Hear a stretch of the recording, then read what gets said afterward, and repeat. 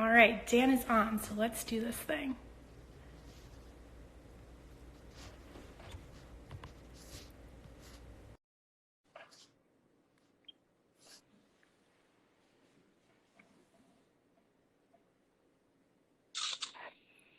All right, Dan, how are you? Good. Can you hear me okay? I can hear you. Can we get a little sound check from the people at home? How do we sound so far? If anyone wants to let us know, it's all good. I have my phone duct taped to a paper towel stand right now. So I have my phone rubber banded to my laptop screen. So clearly we're not Instagram professionals, no, not at all. Instagram models here, but we're going to make it work. All right, we're getting some thumbs up and sounds good from all of the people at home. So first off, just wanted to say, Dan, thank you for joining us. I'm so excited to be doing this tonight and really excited to be tuning in with all these people at home too. I'm so excited that there are people joining. I wasn't sure if this is going to be me and my parents tuning in at home. Hi, Mom and Dad.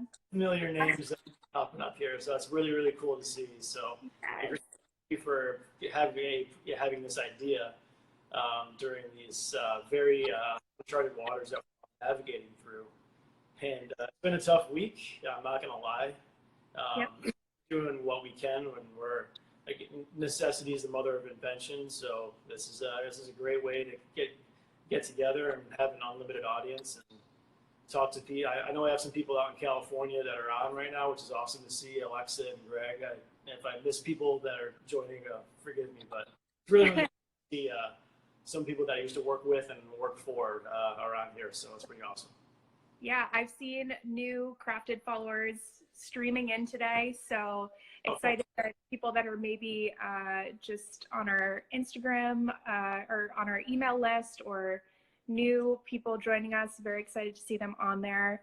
And just to kind of give everyone at home a quick little intro of who we are and what we do. I'm Christine. I started Crafted about 3 years ago to work with craft breweries on events and marketing projects. And we started it all off with a series called Beers with the Brewers, which is a taproom event. And actually one of our first events was with Barrel House Z back in 2017. And the idea was to just give people the opportunity to meet the people behind the great beer that they drink, learn the story of the brewery, and taste some beer and get to know a little bit more about the beer tasting process. So, you know, we had a couple of those scheduled, and obviously it's not possible right now to do that in a tap room. So we're kind of shaking it up a little bit and bringing that online on Instagram Live. So hopefully some of you at home have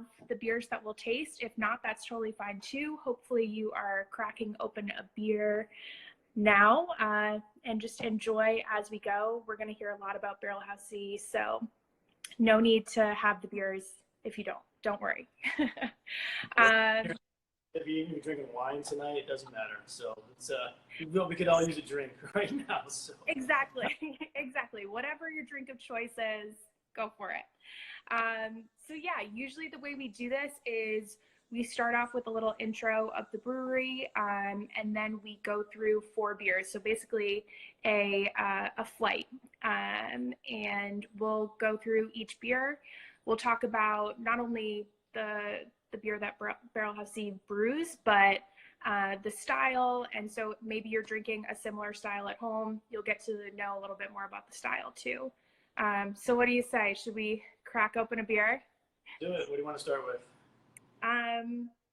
Should we start with Townie? I was going to suggest Townie. Yeah, it's the more the middle of the road beer to start with, because we got some pretty intense flavors in some of these other ones. I'll start with Townie. Townie, here's the can for those of you. Irish ale. It's we call it an Irish strong Irish ale. Irish ales are also synonymous with the amber ale or red ale style, and obviously they got their name from the color. Pours a nice kind of amber color. when you get Townie is a pretty unique interpretation of the style, which isn't typical of the style. So it's kind of an Irish American ale. It is dry hop with Cascade, which is one of the more traditional C hops, as they're called, Cascade, Columbus, and Centennial. Cascade gives a really nice kind of floral, aromatic note to the beer, because Irish ales and red ales and ambers can have a tendency to be a little on the sweet side, but they should be having like the right perfect balance. So in terms of a wine comparison, I'll always like to compare reds and ambers to the Pinot Noir of the wine world. Very, very food friendly, very approachable, but really full of flavor at the same time. And I feel Townie is my personal favorite beer that we make. It's not necessarily the most exciting or most intense in flavor. It's a beer that I can have no matter what my mood, no matter what I'm eating, or time of year. Even though we only make it in the first, it's more of a January through April kind of a beer for us. I wish we could make it year round, but the sales really do taper off in the warmer months. So so it's 7%, which is again a little stronger than your typical amber ale, Irish ale. Everyone thinks of Smithwick's as an Irish ale, and that's right around. I think it's in the fours actually, 4.5%. So, sorry. Cheers, by the way. We can handle a 7%. We're not going anywhere. Yeah, well, we've got an 8 in a couple minutes here. So again, really nice balance. It shouldn't drink too sweet. It shouldn't drink too hoppy. Which, when you think of hoppy, you think of bitter flavors.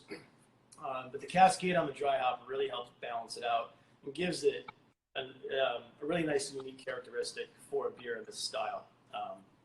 So, yeah, this is my personal favorite. I love it. I love it when it's Townie season.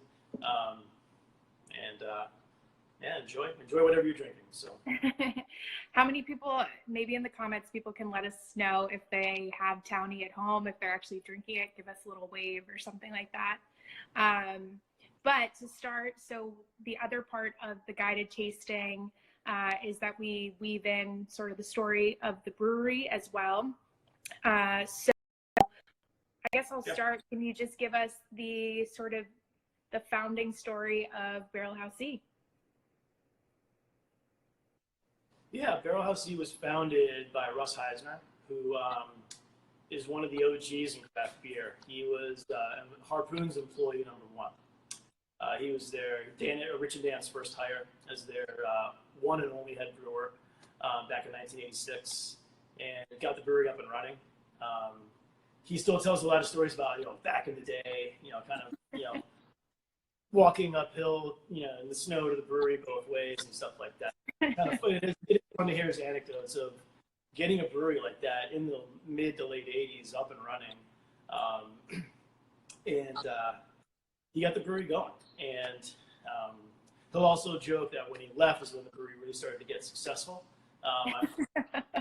That's on the cast right now. So, but he was really, really crucially important to the success of that brewery. He helped keep the lights on during some lean startup times.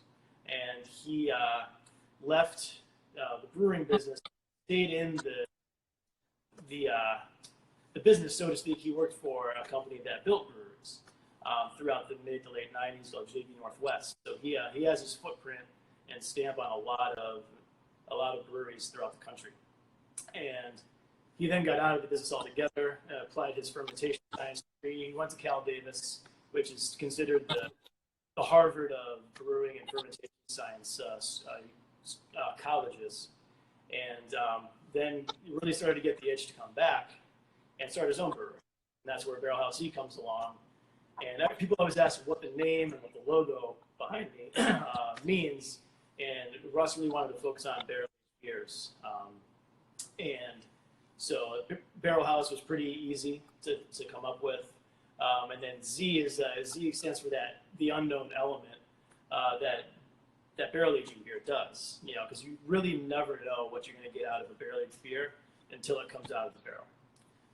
There's a lot of things that can go right. There's a lot of things that can also go wrong when you barrel age beer.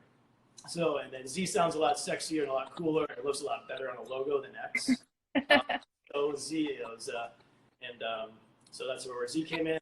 And a lot of people don't realize that the parentheses and the equation part, that's the H. So it's BHZ is actually our logo. I didn't realize that before. Yep. I'm learning too. It took me about almost like 2 years to really. I think Rusty even actually just ended up telling me that's an H. So, so yeah, and that's how the brewery started. Got up and running in 2016, and so we're in our 4th year. We'll celebrate our 4th anniversary in June. And the brewery was built and got up and running while all this really huge, especially in Massachusetts, but also nationwide, the craft beer boom was really starting to come up, and the landscape changed. Locally here, 16-ounce cans. Obviously, the New England IPA originated in New England. We have 2 of the leaders of that category and segments, Trillium and Treehouse, in Massachusetts. And then we actually have a neighbor of ours 2 doors down in Vitamin C that does a great job with that style and other styles. And so over the years, it's kind of evolved, and but we still are doing, I feel we're doing a really good job of staying true to the core of what Barrel House is about. It's really about small batch, collaborative, innovative beer. Still do a good amount of barrel, but not as much as we were doing 3-4 years ago, because we have to listen to what the market wants. We have to give people what they want, but also brew beer that we're proud of. So I feel we're doing a really good job of balancing that, but we're also, you have to be able to stay nimble in this market. It's very competitive, but it's also very supportive at the same time. So that's kind of Barrel House in a nutshell. So. And you guys are kind of the OG Weymouth brewery too. For anyone that doesn't know at home, Barrel House is in Weymouth, and yeah, I think it's great too how Weymouth has started to become a bit of a beer destination too. Now that you have a couple of great neighbors and 3 breweries in Weymouth, it must be awesome to kind of collaborate and bring people to the area to visit multiple breweries. Yeah, it is great. And we have a 3rd brewery in Article 15, which is maybe about a mile from here. Might be literally 2 doors down from us on the same road. And all throughout the South Shore, we have 11 or so breweries that we've actually kind of banded together as South Shore Beer. We have some social media handles. We've set up a formal organization of which either fortunately or unfortunately I'm the president of. That's not a big. I wish it was. Get roped into that. But we get together once a month. We collaborate together on events. We collaborate together on ideas of how to promote. Visitation to our tap room is paramount to the group. So we created a passport program that you can get stamped at each visit. Once you visit all breweries, you get a South Shore beer glass. So, and coming up with other ideas to do a South Shore Beer Week, to work together to grow market share together. So we're not eating away at the same market share, not growing. We're really trying to grow collectively our market share in our backyard. Absolutely. That's one of the best things about the industry. I think everyone realizes it's not an issue to have another great brewery down the street or a town over from you. There really is such an opportunity to bring people to your area, get them to know your beer, and there's room for everyone, hopefully. So, how's everyone liking Townie at home? Let us know in the comments. Also, I didn't mention earlier, but if you guys want to ask any questions in the comments, we'll hopefully get to answer some of those. But I think if we're ready, we can maybe pour our next beer. Yeah, we should probably go with, I would say, Dream State. A little out of order, but our 2 IPAs are pretty flavored, especially, I think Bam Bam should absolutely be last. So I think Dream State should be the next one. So if anyone went to the brewery today, you got an awesome crowler of dream state to I have go. You have the can. Yeah, so Dream State is it's a stout, but it's a sweet stout. And if you can tell by the can, we have basically Oreo cookies. It's kind of tough to see, but it's a cookies and cream inspired stout. And kind of the history of this beer is we had a really the most successful beer we've ever done so far has been a beer called Campfire King, which is an imperial porter we've given a s'mores treatment. So chocolate, graham cracker, marshmallow. We sold out of it, and no beers ever sold. We ever sold more beer that. So that was the kind of the base inspiration for Dream State. So CJ, our brewer, took that recipe and modified it because we didn't want this to be an imperial stout to be a really overwhelmingly intense beer, but the base worked, and also Campfire King was a porter, which is a little bit in a stout. Stout got its name because it's a stouter version of a porter, so that's kind of where the style name came from, at least. So CJ modified the recipe, brought the ABV down to 6.8. Campfire King was 8.1, and we gave so obviously the grain bill changes and things like that, and we gave this the cookies and cream treatment, and this sold almost just as well as Campfire. It was sold out very, very quickly. So that's why we didn't have any cans left. I did have a four. I did find a 4-pack in our samples area. So yeah. So cheers. If you have it at home, cheers. If you don't, take a sip of something. Now, one thing I'll mention, we were lucky enough to be able to put on the Blind Beer Fest with the Mass Brew Bros and Polar Fleece. Let's see, I guess that was a little over a week ago. Time flies. And this beer was voted one of the favorites from our attendees. So if you have the chance to go down to the brewery, grab a crowler of this, highly recommend it. We do have kegs still left, not a lot. So yeah, you can get a crowler or a glass growler fill. We are waiving the growler deposit, so you can get a glass if you want. But either's fine. Awesome. And that's another thing I'll mention too. You guys have a great setup. I know it's a tricky time to try to figure out the best way to make your beer available, but you can drive right up. There's a tent out in the parking lot right at the edge of the brewing space, and you can come in, get your cans, and head home really quickly. I think you guys did a great job setting that all up. So thank you for making that available. Yeah, the good thing is we actually have that set up normally on Saturdays, being our busiest day of the week, to take some pressure off of our tap room staff, just because they're busy enough pouring draft beer. So we actually, to relieve that pressure, have that what we call the annex. So we're used to setting that up. So it's actually pretty easy, pretty seamless. And now we're just doing it. That's the only thing we can do right now. So yeah. so we had everything already here, like the tables, tents, and branded, the branded tablecloth and things like that to draw attention to that area. So yeah. And I'm seeing people in the comments are saying that they tasted this beer at the Blind Beer Fest, and some of them it's one of their favorites. So that's awesome. It's a great beer, Dream State. Hopefully you're having this or another stout at home. Yeah, we didn't want it to be too sweet or like drinking an Oreo cookie, but I'll give you that nice, remind you of it, but not punch you in the face with it, if that makes sense. Absolutely. So, TJ knocked it out of the park with this one, so he did a really good job. It's really good. And so we talked at the drinking the last beer about the start of Barrel House Z. Can you give us a little bit of background about how you got into the industry and how you kind of came to be at Barrel House Z?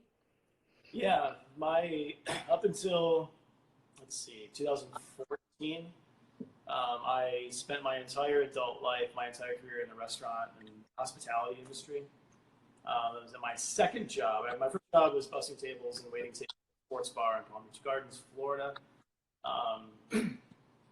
Then my second job, I saw this restaurant in Boynton Beach opening up called Hops Restaurant and Brewery, which was a quickly growing chain of brew pubs in Florida. They started in Clearwater, where Tom Brady's going to be moving to. And then they were opening up a spot in Boynton Beach, which wasn't too far from where I was living. And just the concept seemed really intriguing. I was 18, 19 years old at the time. So I actually started as a prep and worked my way up to kitchen manager in Stuart, Florida. And then the brewery and Stuart location and I ended up living together. So he was a great brewer. His name was Todd. It is Todd. That was Todd. He's still with us. He would obviously brew at home, and I would start drinking his home brew, and just really got into what wasn't even considered or called craft beer back in the mid '90s. It was called microbrew, and it was really got intrigued, and then we moved up. He and I have actually both moved to Connecticut to open up to expand restaurants up there, and wore several different hats for that company. Was a regional kitchen manager, became a managing partner in both the New and Manchester, Connecticut locations, and then what I really got into it was kind of fast forward a few years. Was working for an independent group in Boston that was looking to make that next career, hopefully a permanent career move. And then I saw a company called Yard House was opening up in Devon. And I opened that location as bar manager. And but I was really impressed with how Yard House was set up, the culture, just how committed to beer, and not just craft beer, but just beer in general. They are still. And there was a position on the beverage team that opened up that I jumped all over. Basically, Kip, who's the beverage director at the time, reached out to me about basically being an extension of the beverage, because they're a California-based, being an extension of the beverage team out here in the East Coast, and that was like my dream job, basically. So I managed and helped open the location from Cincinnati to Raleigh, North Carolina, all over the place.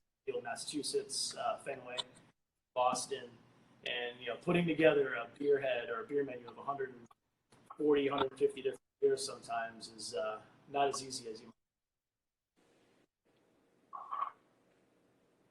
might. It was a great learning experience, a great team. I still talk to a lot of those guys. I haven't worked for Yard House. I actually talked to Greg, who's my cohort in the West Coast, last night. So, but I was traveling a lot, and when my wife and I got married, and then started to think about having a family, and started having a family, that industry is not the most family friendly. So I made a conscious decision to leave the industry, and that's what I worked, but I'd never worked on the distribution side. So I worked on the distribution side for a few years just to learn it. Just kind of knowing it wasn't my permanent landing spot. I worked for a great group of distributors in the state. I think Bill's on here from Quality Beverage. I thought I saw him join. That's kind of where I was anchored, was at Quality Beverage in Taunton. And there's a Horizon Beverage and Williams Distributing and Girardi Distributors out west. So I kind of helped direct the kind of a craft beer distribution network on behalf of those 4 distributors. And that's how I met Ross, actually, because a big part of my job was prospecting breweries, which is very, very challenging and difficult to do. And then so Russ was part of our distribution network in a modified capacity. But so when he was looking at restructuring Barrel House Z and taking a step back from day-to-day operations, he reached out to me about really my ultimate dream job was being in charge of a local craft brewery. That's how I got here today. Awesome. Yeah, and you have a great operation there. For anyone that hasn't gotten down to the tap room, I can't suggest it enough. You have a beautiful space and you do a lot of great stuff there. So yeah, we're all about program. We're always doing something fun. That's what we're about too. So we're on board. The event was a little muted, but obviously to be expected. But it was still a good time. We had fun. responsible fun, Of course. socially distant, I guess if you want to call it. So. Awesome. All right. Should we move along to our next beer? Here, yeah, absolutely. We should be bamboozled by hops. An IPA. All right. Bamboozled by hops. Awesome can art too for anyone that hasn't seen this one yet. Yeah.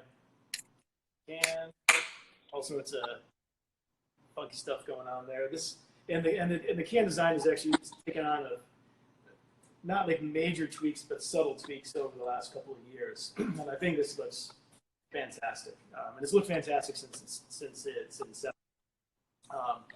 So this kind of goes back to my days on the distributor side when we first partnered with Barrel House Z on the distributor network. Barrel House Z didn't have an IPA in the market.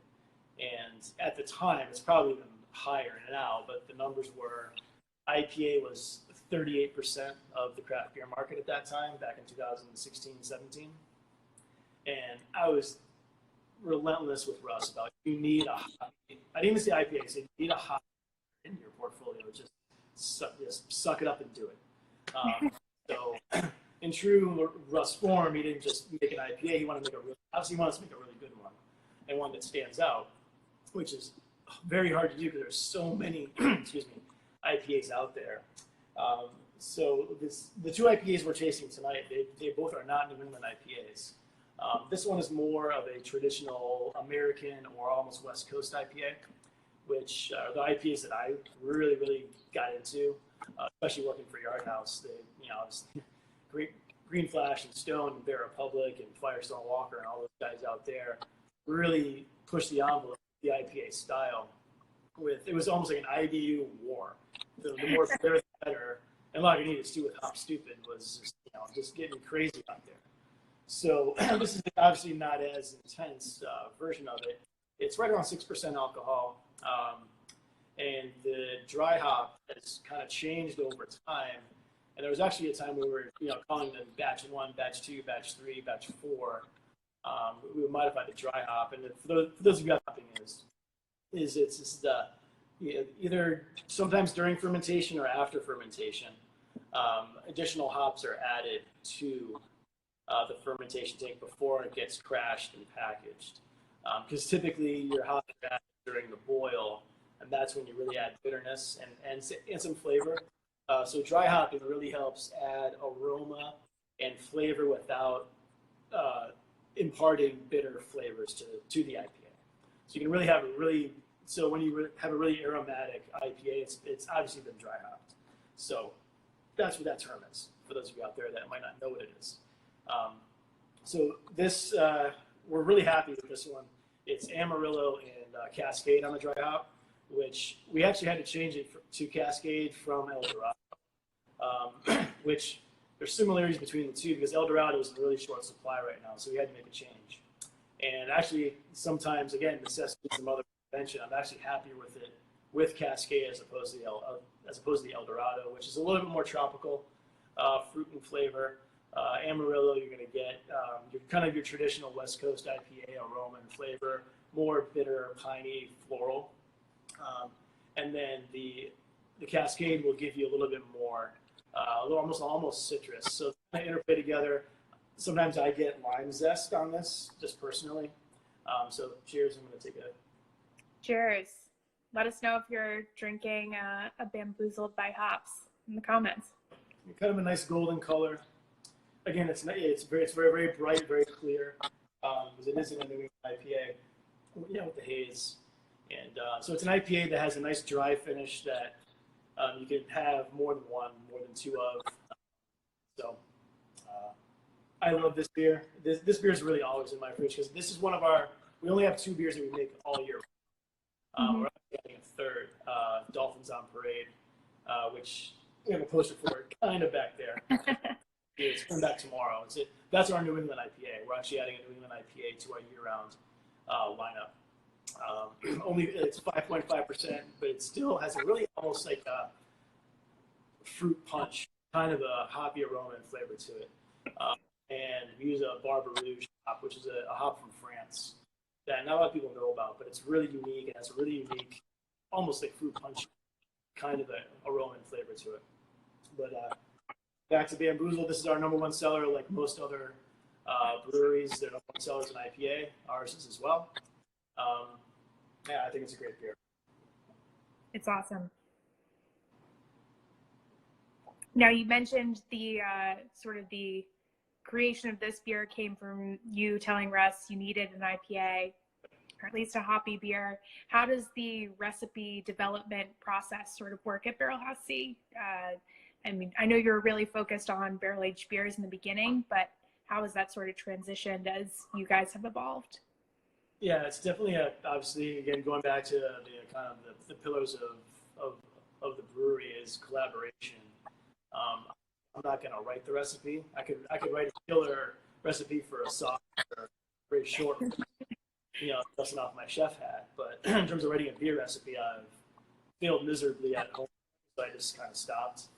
But that's where CJ really, the idea for the beer, or sometimes an idea of a flavor, or we've done cocktail-inspired beers before, and that's really where the fun, really creative process. And we've done, beers where we had Sour Patch Kids too, and aged in a Chardonnay barrel, and so it really depends on if it's going to be just a fun taproom release where we're going to brew a small batch of it, or if we're scaling it up to more of one of our production releases that goes into a can. That's a totally different story. So everything starts in our pilot, what we call our pilot plant, or our pilot pour out of our tap room, which is where Bamboozle. That's where Townley started. That's where Bam Bam started too. Bam Bam started as a collaboration with Union Brewhouse up the road from us, and really changed drastically when we scaled it up. So it really always starts with a pilot pour, pilot plant beer and then we our best sample audience is our guests that come into our tap room and enjoy our beer, and we pay attention to what they sell fast and they want again. And if the beer doesn't sell so fast, it was fun, but it was great, and then we probably won't ever see it again. So it always starts with our pilot plant and our tap room, and then we scale things up. So a good story is actually how Dolphins on Parade came about. It started because, again, personally, I'm not a huge fan of an IPA style, but I would be really remiss and almost negligent to not play in that space and not have IPAs available. So Dolphins on Parade started as a beer called Pocket Sand. That sold well, but it was a little too clear.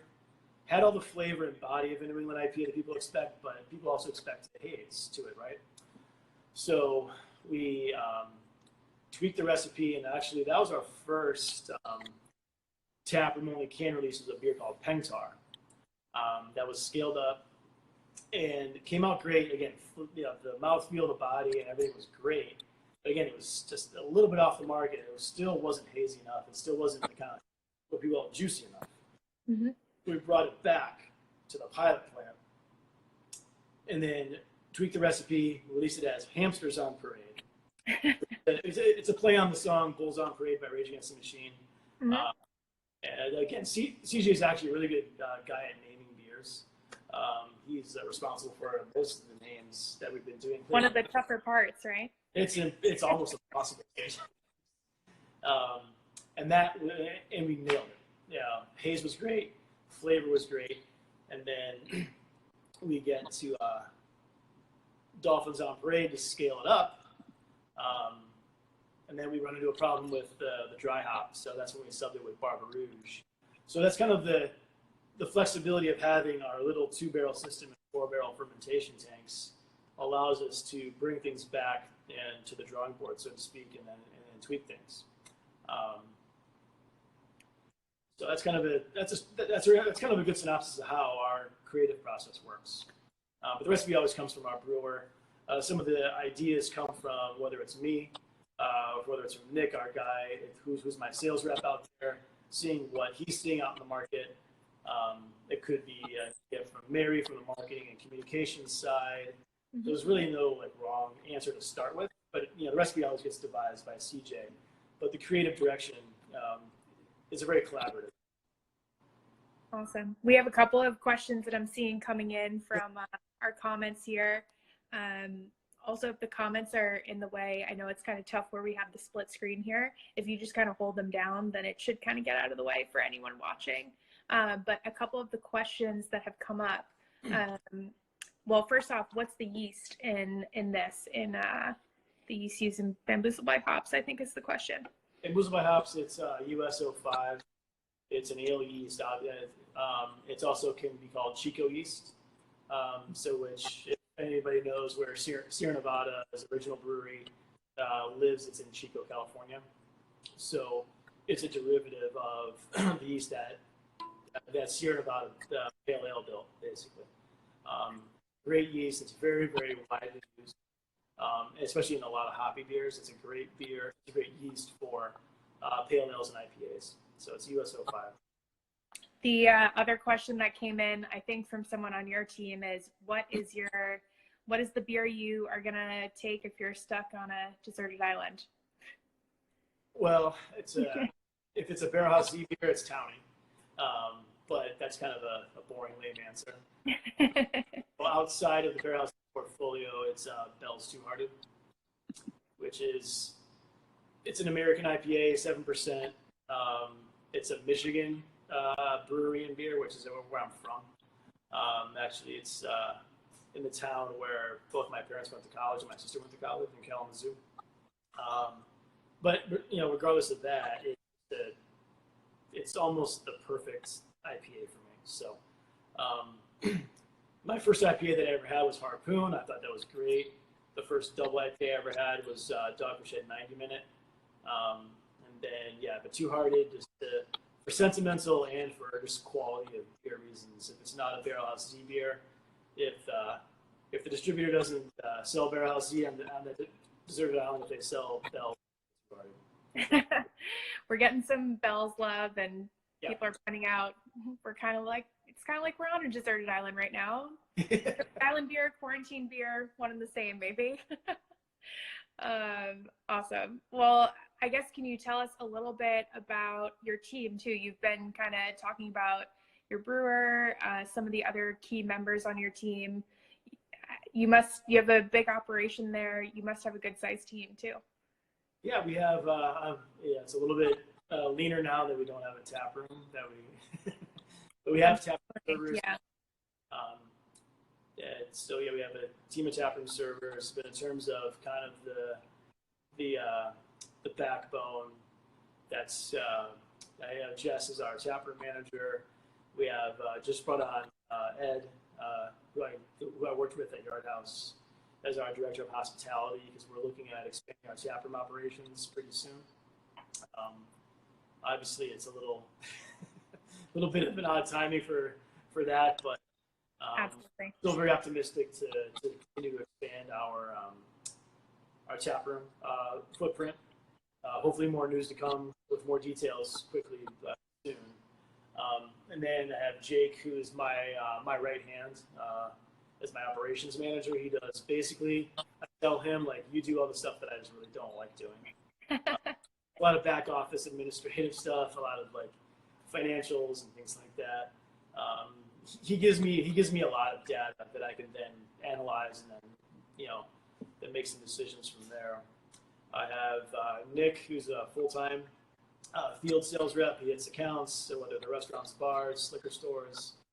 And then I have Jason, who is a part-time field rep. He's focuses more on some of the more niche accounts in the South Shore that might not, if you drive by them, you might see, this country store over here, a general store over here, might not look like much for a beer account, but some of these accounts, some of these stores, like really sell. Like there's Mayette's Country Store in Hanover, that's about a mile away from our house in Pembroke.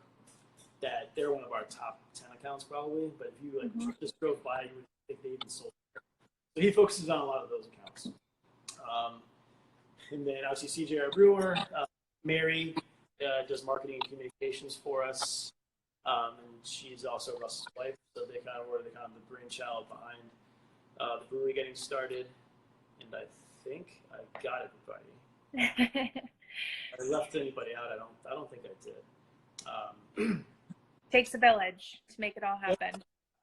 And everyone has been working their butts off this week, both here in the tap room and just coming up with brainstorming ideas and like that. So it's been in terms about you talk about collaboration. There's been no stronger collaboration than what we've had this week. So absolutely. And one of the things you mentioned too, all of those great small local stores that carry your product, that's one thing we'll just put in the back of people's minds too. If you're going out and you can shop at a local store that carries some of our favorite local breweries, of course, yep. It's helpful to do that. And if you can't make it to the tap room, you can find Barrel House C in a lot of stores. So yeah, we're in a lot of stores. Obviously, the South Shore is we're very, very present in the South Shore. Pretty much any liquor store from Braintree down to Plymouth, we're in.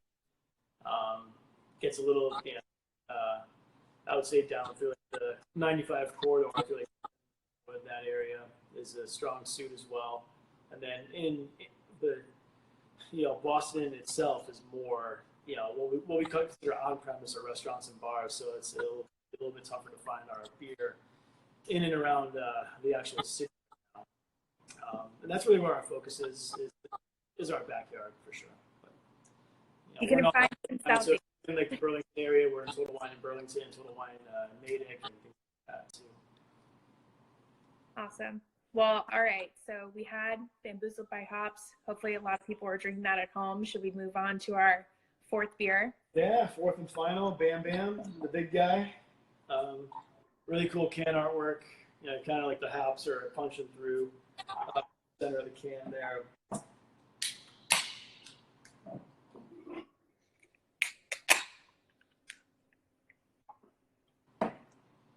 So again, similar in color to Bamboozle, maybe a little darker on the golden side. You should get a huge aroma. This is aggressively dry hop with a lot of hops in the tank. Absolutely. Yeah, we use Citra, Mosaic. The original batch, kind of give you a little bit of history on the beer.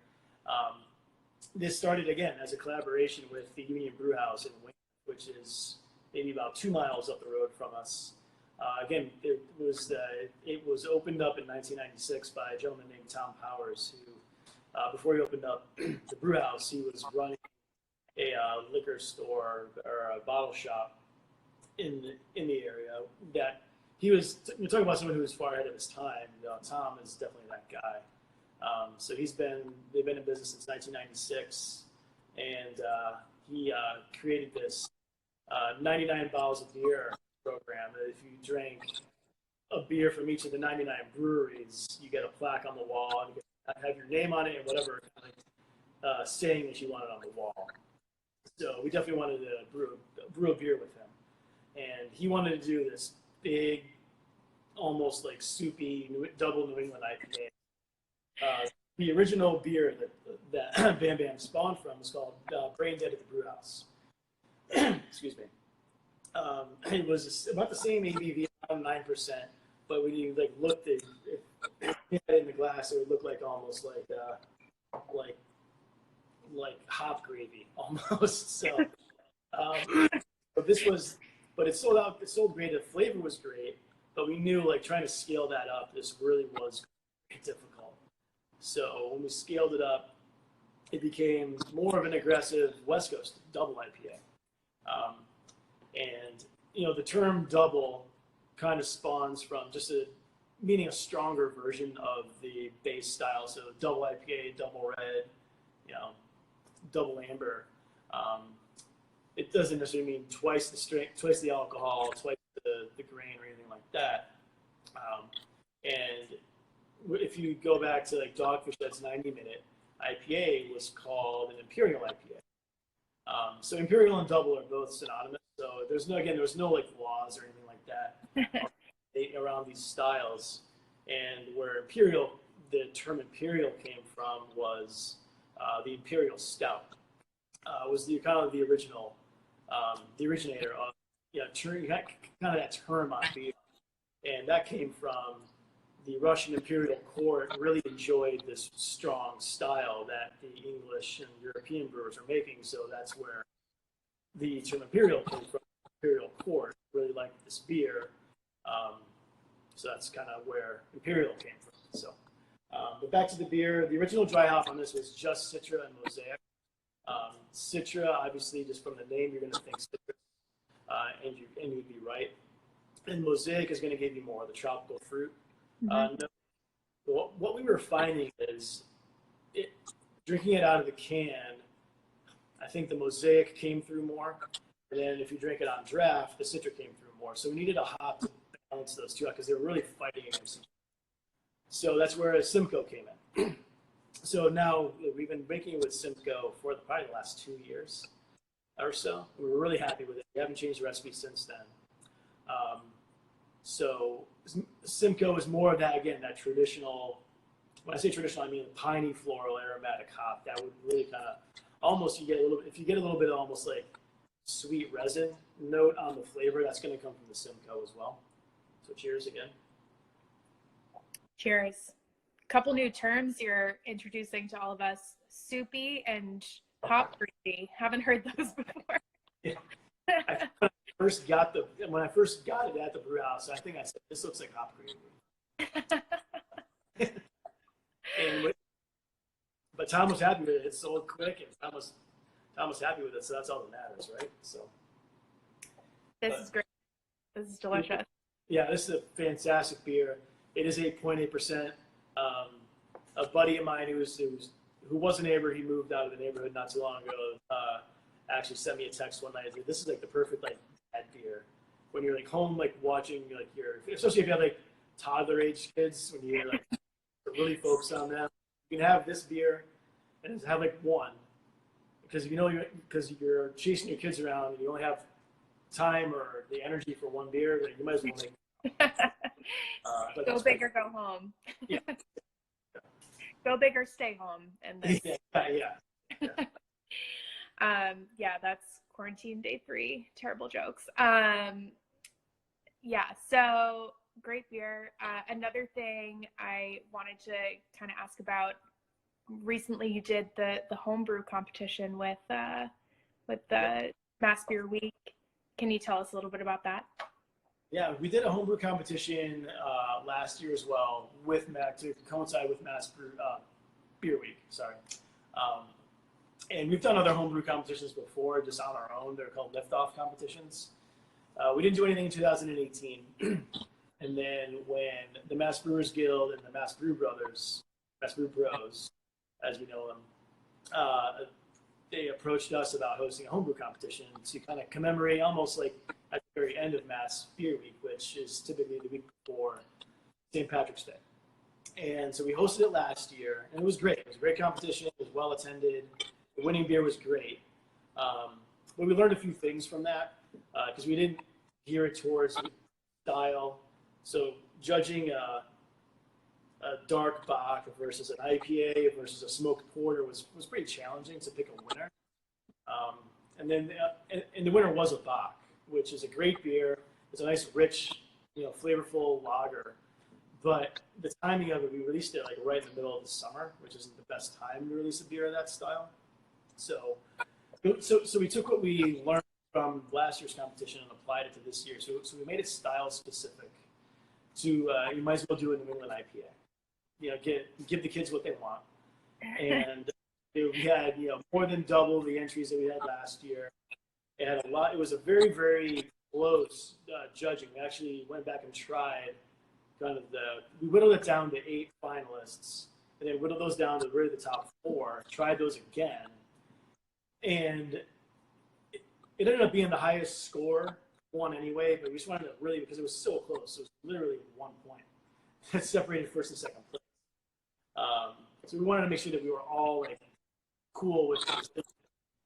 And this, gentleman Mike Murris won for the competition, and so his recipe will get scaled up. So it's going to get tweaked, because when you scale things, especially when you're going from what's probably a 5-gallon batch of beer up to 620 gallons of beer, it's not like you just multiply it by by 50 or whatever. You have to like kind of like put it into a little bit of R&D. So we might scale it to our pilot system, see how it goes from 5 gallons to 124. Then we can go up to a much bigger batch from there. So, but it'll be a can release in July, right before July 4th. It's targeted release date. So it'll be a taproom only can release. So again, the prize last year was we put it on our pilot system and we had it on draft. But we wanted to make the grand prize a little bit sweeter. So we're going to put it into a can. It'll be part of our Mythical Creature series, which Pengtar was the first one, which is again another CJ idea. Is a combination of a penguin and a centaur. So a penguin head and a horse body basically was on the can. And the second one was Nessie, a mulled cranberry kettle sour. And then this one will be one in that series. So very cool. What an awesome opportunity for a home brewer. Yeah. Awesome. And we're getting to our final few minutes here. So first off, want to give a shout out. Russ is following along. He's in the comments there. So hi, yeah. Russ. How are you? Yeah, I saw his last comment. Yeah. But yeah, I just wanted to, before we kind of start to wrap things up, I know it's a crazy time right now, but any big projects or initiatives that you're working on that we should keep an eye on and keep following Barrel House C, because it's coming down the pipeline. Yeah, it's again, these are challenging times. We have no idea what's going to happen, what mandates might come down over the next couple of days. So we'll be here until otherwise we're told not to be here. So any and all support we can get, obviously, best would be buying our beer. Whether you come here at the tap room, buy it here, or just if it's at a liquor store nearby, but also support your local restaurants as well. Get as much takeout food as you can while being. But everyone's financial situations are so up in the air too. It's a very, there's no handbook for this right now. So right. We're all. It's a challenging time from the business perspective to make quick decisions while not making knee-jerk reaction decisions. So my voice is a little hoarse because I've been on the phone a lot, talking to people. I have to recharge my phone at least twice a day because my phone is more than 2 years old, and Apple likes to kill your battery life once you are eligible for an upgrade, right? Yeah, exactly. Yeah. And then B, but also because of just before we make a decision, we want to make sure that it's the right one. But we have to move quickly at the same time. Yep. So, time's of the essence. So I have a great team around me, and also supportive board of managers that again have their own full-time jobs, but I'm on the phone constantly with them too because they want to support and see us through this. So, yeah. Have you seen any more questions pop up, Christine? I think we've kind of covered most of them. People are just saying hello, giving their thumbs up as we're going along. Little shout out to Burke's Ale Works who joined us. They're down the road from you guys. Hi. So but yeah, before Instagram kicks us off here, first off, just Dan, thanks so much for joining us tonight. Thank you to everyone that joined us tonight. I hope this maybe took your mind off of the craziness of the last few days and week, just to give you a little escape and to give you a chance to drink some delicious beer. And one thing that I'll just say is, take care of yourselves, stay healthy, but if you can, support your local breweries by going down to the tap room, grabbing cans to go, grabbing cans to go when you're in the grocery store, things like that, but also online options, purchasing gift cards, purchasing merchandise. We know everyone's in a little bit of a flux right now, but anything you can do goes a long way. So I'll give a little plug for that for sure. Absolutely. Yeah. Again, Christine, thank you for having the idea of doing this. This is great. It's been awesome. I mean, Awesome. seeing the level of engagement, I'm seeing the comments and the love. It's very, warming for me, and I can speak on behalf of everybody else at the brewery here that we're seeing the love and we're feeling it. So keep it up. We'll get through it, and hopefully we can do this in person next time. Do a full chapter. Absolutely. I mean, our plan is to do as many of these as we can. We'll be here on Instagram Live at 7 p.m. for as many days as we can line up breweries until we're back in the tap room. So hopefully we'll see you here. Tomorrow night, we're actually going to be with Castle Island with their founder, Adam. So hopefully we'll see you all back tomorrow night. And then, yeah, stay tuned. We're just going to keep it going. And then also, too, we're going to archive these and put it up on our site and our Facebook. So anyone moving forward, if you can get down to the tap room, if you didn't have the 4 beers we tasted tonight, go down to the tap room tomorrow or in the future, grab those beers. You can go back and watch and sort of do the guided tasting, get that experience if you'd like. So Dan, thank you so much to the whole Barrel House team. We love you guys. You're awesome. And we can't wait to see you in the tap room very soon. Sounds good. Thank you. Thanks everybody out there in Instagram world for joining, enjoying, and tasting. So again, cheers, and hopefully we'll see you soon. All right. Take care of one another. We'll see you guys soon. Have a good night. Cheers.